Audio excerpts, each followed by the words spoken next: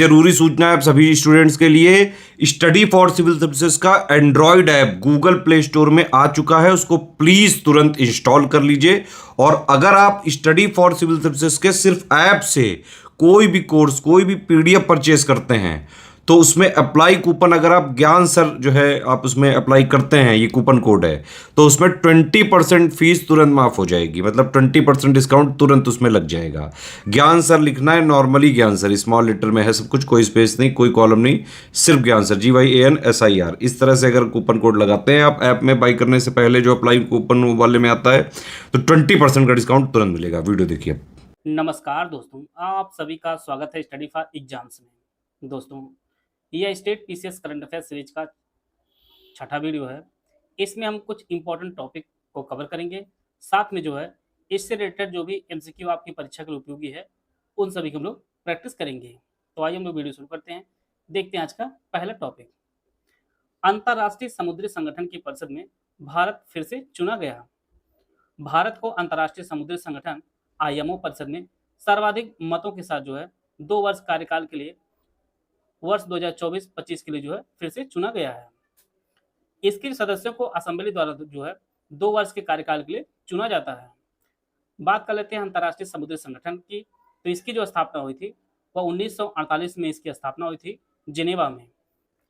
और इसके जो सदस्य देशों की संख्या की बात करिए, इसमें टोटल जो है 175 सदस्य देश हैं, 3 जो है सहयोगी सदस्य हैं।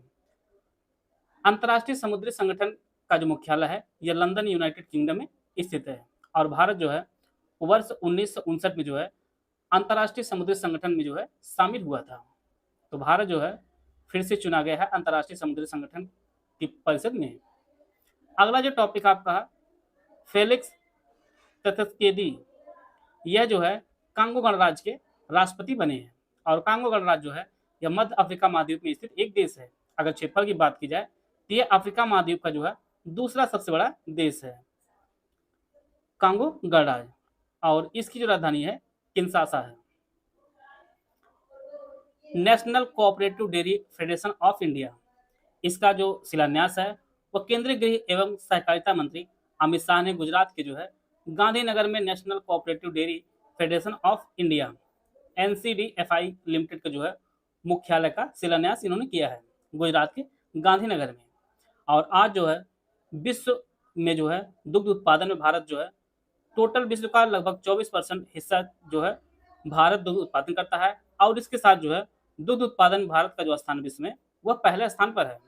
अगर राज्यों की बात की जाए तो राज्यों में सबसे अधिक जो दुग्ध उत्पादन किया जाता है वह उत्तर प्रदेश में किया जाता है, जिसकी कुल भागीदारी लगभग 15.72% है। इसके बाद दूसरा जो स्थान आपका राजस्थान का आता है, तीसरा स्थान आपका मध्य प्रदेश का आता है।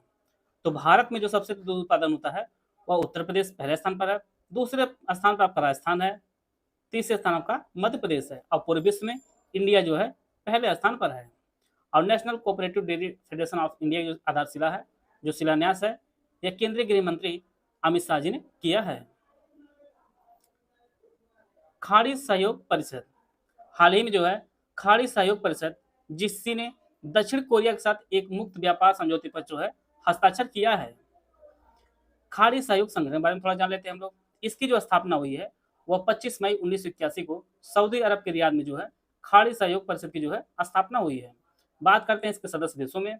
इसके सदस्य देशों में आपको बहरीन है, कुवैत है, ओमान है, कतर, सऊदी अरब, संयुक्त अरब अमीरात है।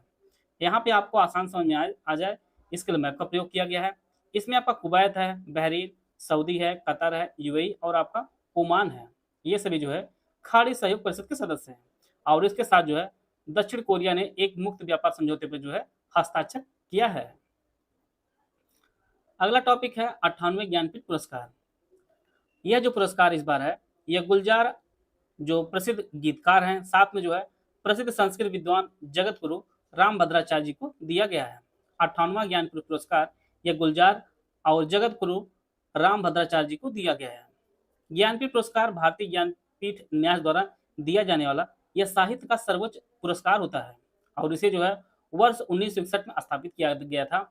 और पहली बार जो है वर्ष 1965 में दिया गया था जी शंकर कुरूप जी को। जी शंकर कुरूप जी को पहला ज्ञानपीठ पुरस्कार प्रदान किया गया था। और यह जो पुरस्कार है यह अंग्रेजी और अन्य भारतीय भाषाओं में जो है दिया जाता है।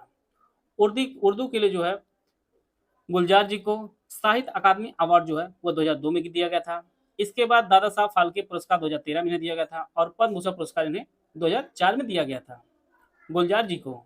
और गुलजार जी को जो है स्लम डॉग मिलियनेयर का जो गीत जय हो है, यह जो है ऑस्कर अवार्ड जीता था और 2010 में जो है ग्रैमी अवार्ड से भी सम्मानित हुए हैं। बात कर लेते हैं जगत गुरु भद्राचार्य राम भद्राचार्य जी के बारे में। इनका जो जन्म है यह 1950 में जो है उत्तर प्रदेश के जौनपुर में इनका जन्म हुआ था और इन्हें वर्ष 2015 में इन्हें पद्म भूषण भी प्राप्त हुआ है।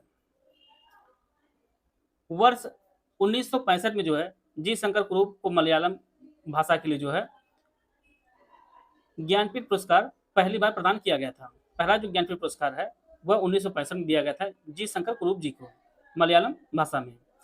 और हिंदी में जो पहला अवार्ड दिया गया था ज्ञानपीठ, यह 1968 में सुमित्रा पंत जी को दिया गया था। उनकी जो कृति है काफी फेमस है, चिदम्बरा कृति के लिए जो उन्हें 1968 में सुमित्रा पंत जी को चिदम्बरा रचना के लिए दिया गया था। और इसके तहत जो है वर्तमान में 21 लाख रुपए जो है पुरस्कृत राशि दी जाती है ज्ञानपीठ पुरस्कार के प्राप्तकर्ता को। इस प्रकार जो है ज्ञानपीठ पुरस्कार जो 58वां दिया गया है ये गुलजार जी को और साथ में जो है राम भद्राचार्य जी को, दोनों को संयुक्त रूप से दिया गया है। आते हैं अगला टॉपिक। अगला आपका सरस्वती सम्मान पुरस्कार 2023 है। प्रख्यात मलयालम कवि और लेखक प्रभा वर्मा को 2023 के 33वें सरस्वती सम्मान के रूप में जो है चुना गया है। इनका एक पद्य उपन्यास है रौद्र सात्विकम, इसी के लिए जो है पुरस्कार इन्हें दिया गया है और यह आपका 2022 में प्रकाशित हुआ था। सरस्वती सम्मान की स्थापना जो 1991 में के बिरला फाउंडेशन ने की थी और सरस्वती सम्मान पाने वाले जो पहले व्यक्ति हैं वह हिंदी के साहित्यकार डॉक्टर हरिवंश राय बच्चन जी हैं। और सरस्वती सम्मान पुरस्कार जो प्रदान किया जाता है इसके तहत जो है 15 लाख रुपए सम्मान राशि भी दी जाती है। इस प्रकार जो है सरस्वती सम्मान 2023 जो दिया गया है यह मलयालम कवि और लेखक प्रभा वर्मा जी को दिया गया है। इनका जो कृति है यह पद्य उपन्यास है रौद्र सात्विकम के लिए यह पुरस्कार यह जीते हैं। एक्सरे पोलरीमीटर सैटेलाइट मिशन, इसे जो है भारतीय अंतरिक्ष अनुसंधान संगठन इसरो ने जो है एक्सरे ध्रुवीकरण और इसके ब्रह्मांडीय स्रोतों जैसे ब्लैक होल, न्यूट्रॉन तारे, मैग्नेटर्स का अध्ययन करने के लिए अपना पहला एक्सरे पोलरीमीटर सैटेलाइट जो है लॉन्च किया है। मिशन को जो पृथ्वी की निचली कक्षा में PSLV C-58 रॉकेट द्वारा जो है इसे प्रक्षेपित किया गया था।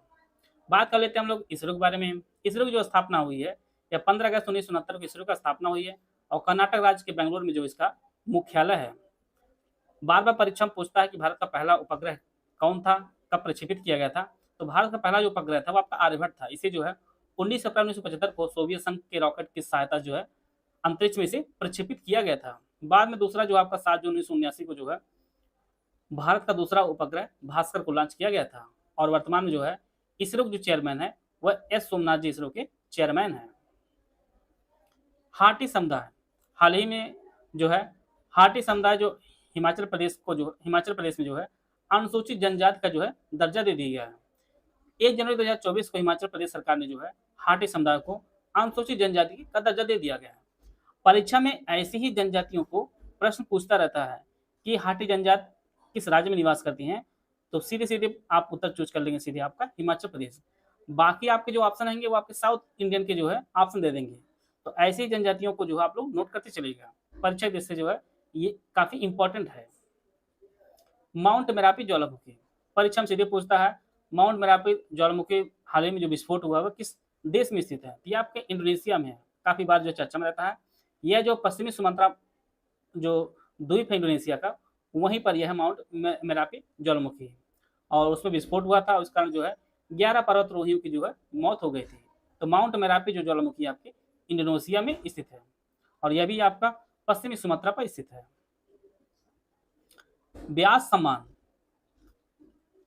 हिंदी की प्रख्यात लेखिका है पुष्पा भारती, इन्हें जो है यह सम्मान दिया जाएगा और यह सम्मान उन्हें 2016 में इन्होंने लिखी थी। इनकी संस्मरण है यादें यादें और यादें के लिए जो है व्यास सम्मान दिया जाएगा पुष्पा भारती जी को। पुष्पा भारती जी का जन्म जो है मुरादाबाद में हुआ है और यह जो है प्रख्यात लेखक धर्मवीर भारती की जो है पत्नी है पुष्पा भारती। और व्यास सम्मान जो है यह 1991 में के बिरला फाउंडेशन द्वारा जो है शुरू किया गया था। इसके तहत जो है 4 लाख रुपए जो है नगद राशि दी जाती है। तो ब्याज सम्मान जो इस साल दिया जा रहा है और पुष्पा भारती जो दिया जा रहा है, इनकी जो रचना है वह है यादें यादें और यादें के लिए यह पुरस्कार इन्हें दिया जा रहा है।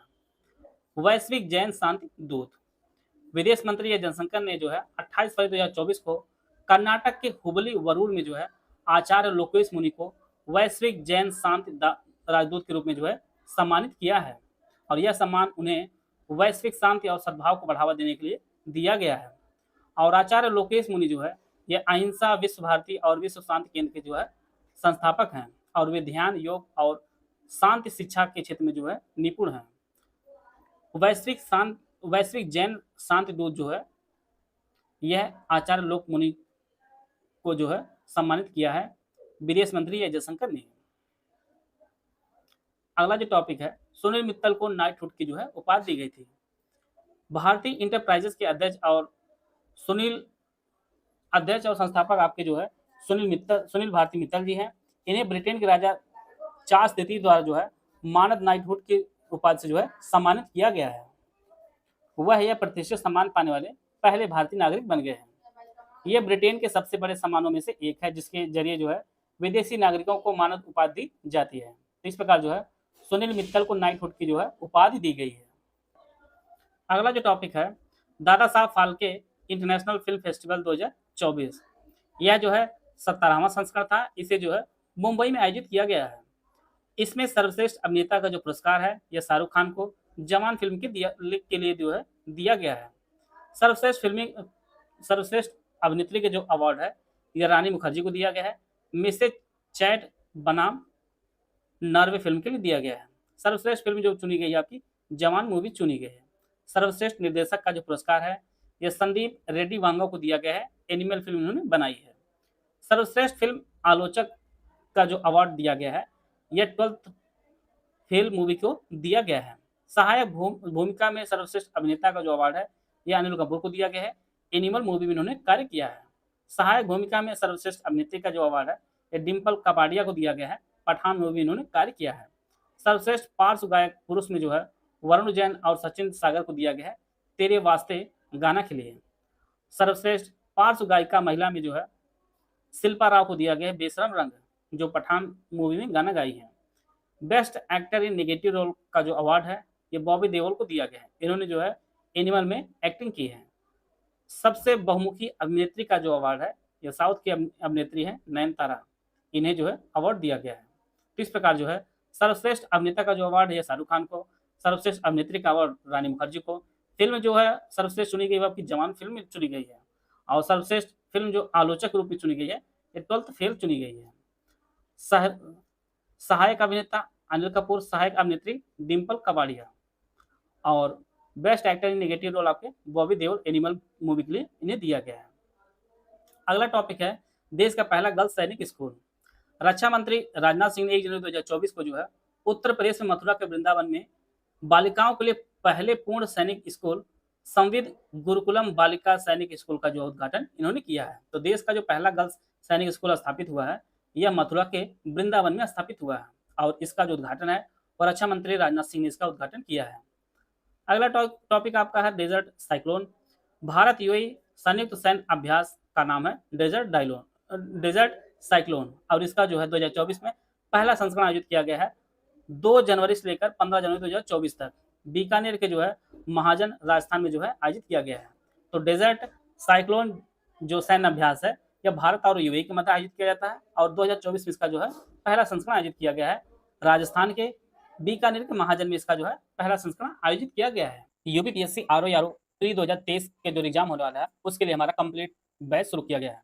यह जो बैच हमारा है ये दोनों भाषाओं में आपको उपलब्ध होगा। UPSC RO pre 2023 exam full paid group with daily classes, recorded classes आपको दी जाएगी। डाउट क्लियर दी जाएगी। इसकी जो फीस आपकी 5000 रुपये है। इसके अलावा full paid group with daily classes recorded आपको उपलब्ध होगी। आपको जो है डाउट क्लियर नहीं मिलेगा इसमें। इसकी जो फीस रखी गई वो आपकी 3500 रुपये रखा गया है। Only study material group with daily classes recorded आपको उपलब्ध कराई जाएगी। इसकी जो फीस आपकी 2500 रुपये है।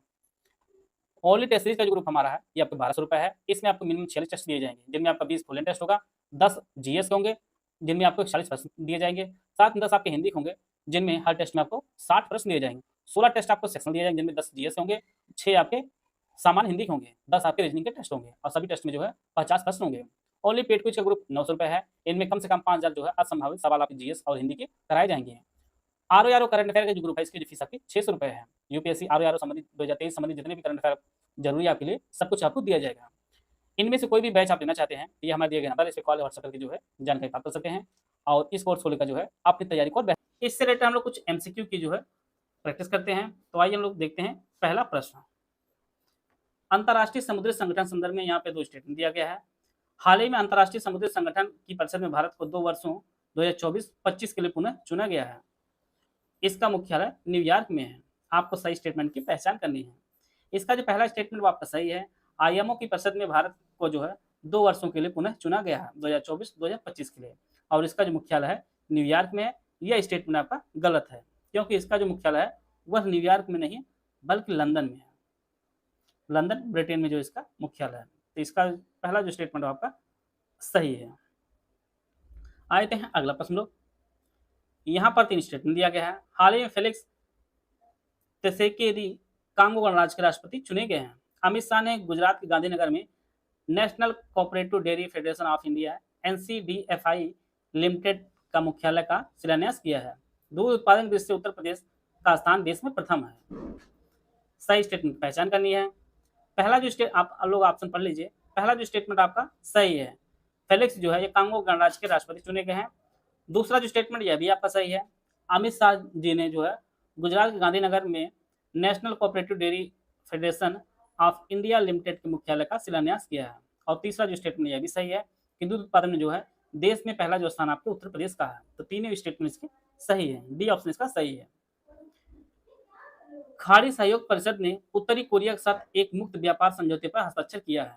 हिमाचल प्रदेश के हाटी समुदाय को अनुसूचित जनजाति का दर्जा मिला है।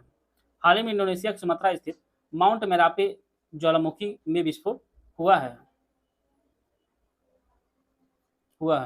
सही स्टेटमेंट की पहचान करनी है। ऑप्शन आप पढ़ लीजिए। पहला जो स्टेटमेंट है यह गलत है क्योंकि बहुत लोग ध्यान नहीं दिए होंगे। यह उत्तरी कोरिया लिखा है बल्कि खाड़ी सहयोग परिषद ने जो है दक्षिण कोरिया के साथ जो है एक मुक्त व्यापार समझौते पर हस्ताक्षर किया है। यहाँ पर जो उत्तरी नहीं दक्षिणी होना चाहिए। दूसरा स्टेटमेंट सही। हिमाचल प्रदेश ने हाटी समुदाय को अनुसूचित जनजाति का दर्जा मिला है। और तीसरा जो स्टेटमेंट यह भी आपका सही। इंडोनेशिया सुमात्रा स्थित जो है माउंट मेरापी ज्वालामुखी में जो है विस्फोट हुआ है। सीधे सीधे परीक्षा में ये पूछेगा माउंट मेरापी किस देश में स्थित है। ये आपका इंडोनेशिया में है। तो दूसरा और तीसरा आपका सही है जो ऑप्शन बी में दिया गया है। ज्ञानपीठ पुरस्कार संदर्भ में 3 स्टेटमेंट है। 58वां ज्ञानपीठ पुरस्कार गीतकार गुलजार और प्रसिद्ध संस्कृत विद्वान जगत गुरु राम भद्राचार्य जी को दिया गया है। यह पुरस्कार पहली बार 1965 में दिया गया था। पहला जो पुरस्कार है यह 1965 में दिया गया था। इसकी पुरस्कृत राशि 21 लाख रुपए है। सही ऑप्शन आपको चुनना है। कौन सा कथन जो है सही है। पहला जो स्टेटमेंट आपका सही है।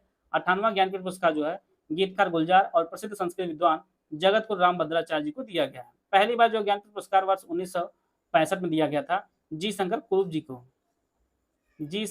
जी को मलयालम के लिए दिया गया था। और वर्तमान जो इसकी पुरस्कृत राशि आपकी 21 लाख रुपए। तो तीन ही स्टेटमेंट इसके सही है। डी ऑप्शन इसका सही हो जाएगा।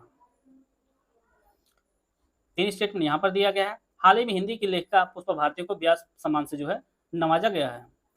आचार्य लोकेश मुनि को वैश्विक जैन शांति दूत के रूप में सम्मानित किया गया है। सुनील मित्तल को नाइटहुड की उपाधि से सम्मानित किया गया है। आपको सही कथन की पहचान करनी है। ऑप्शन आप लोग पढ़ लीजिए। हाल ही में हिंदी की लेखिका पुष्पा भारती को जो है व्यास सम्मान दिया गया। स्टेटमेंट आपका सही है। दूसरा स्टेटमेंट सही है यह भी क्योंकि आचार्य लोकेश मुनि को वैश्विक जैन शांति राजदूत के रूप में जो है सम्मानित किया गया है। तीसरा जो स्टेटमेंट यह भी आपका सही है। सुनील मित्तल को नाइटहुड की उपाधि से जो है सम्मानित किया गया है। तीनों ही स्टेटमेंट इसके सही है। आते हैं अगला प्रश्न लो। Dada Saheb Phalke international film festival 2024 संदर्भ में 3 स्टेटमेंट दिया गया है। इसमें बेस्ट एक्टर का अवार्ड शाहरुख खान और बेस्ट एक्ट्रेस का अवार्ड नयनतारा को दिया गया है। इसमें बेस्ट डायरेक्टर का अवार्ड संदीप रेड्डी वांगा को दिया गया है। बेस्ट फिल्म का जो अवार्ड है जवान को दिया गया है। सही स्टेटमेंट की पहचान करनी है। केवल 1 और 2, केवल 2 और 3, केवल 1 और 3 या 1, 2 और 3। पहला जो स्टेटमेंट है बहुत लोग सही बता रहे हैं, यह आपका गलत है क्योंकि जो है बेस्ट एक्टर का अवार्ड शाहरुख खान जी पाए हैं, लेकिन बेस्ट एक्ट्रेस का जो अवार्ड है वो नयनतारा को नहीं मिला है, नयनतारा को नहीं मिला, बल्कि जो है रानी मुखर्जी को मिला है, रानी मुखर्जी को मिला है बेस्ट एक्ट्रेस का award Dada Saheb Phalke international film festival 2024 में। नयनतारा को मिला है सबसे बहुमुखी अभिनेत्री का अवार्ड मिला है। दूसरा जो स्टेटमेंट आपका सही है, बेस्ट डायरेक्टर का अवार्ड जो है यह संदीप रेड्डी वांगा को दिया गया है। तीसरा जो स्टेटमेंट यह भी सही है, बेस्ट फिल्म का अवार्ड जो है जवान को मिला है। दूसरा और तीसरा जो स्टेटमेंट इसका सही है, तो बी ऑप्शन इसका सही हो जाएगा।